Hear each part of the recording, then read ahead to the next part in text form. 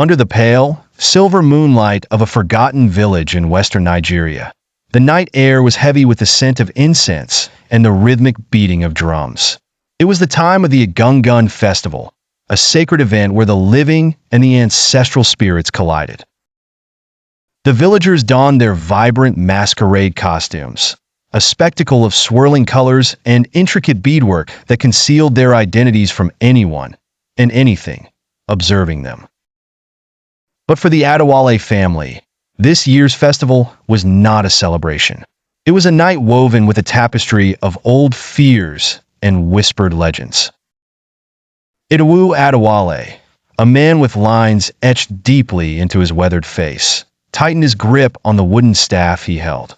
His wife, Sade, clutched their young daughter, Ayanfe, close to her chest.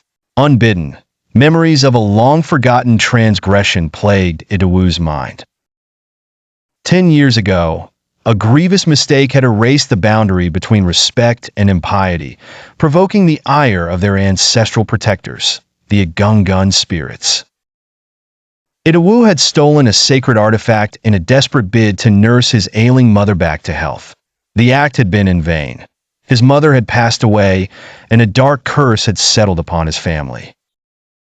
Every shadow cloaked their home with an ominous presence, and strange occurrences became the norm rather than an aberration. As the drums grew louder and more frenetic, the Egungun emerged from the veil between worlds. Towering forms draped in elaborate cloth, their faces hidden behind masks with hollow eyes, they seemed to glide above the earth. One by one, ancestral spirits paraded before the villagers, who lowered their heads in reverence. Sade's breath hitched as she noticed a set of piercing eyes, one she recognized all too well as her late father's. A chill ran down her spine. "We must leave now," she whispered urgently to Idowu. "They know we're here." The wooden staff supporting Idowu's weary frame suddenly felt like a leaden weight. Slowly he nodded. As they moved through the throng of oblivious revelers, the Egungun's gaze followed them, silent and eternal. Time seemed to stretch and warp as they struggled to reach the edge of the village.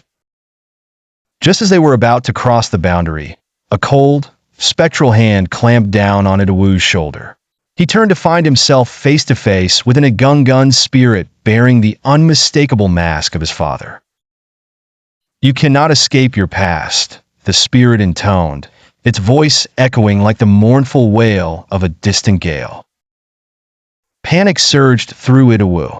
Clutching Ayanfe tighter, Sade began to recite ancient incantations meant to appease the spirits.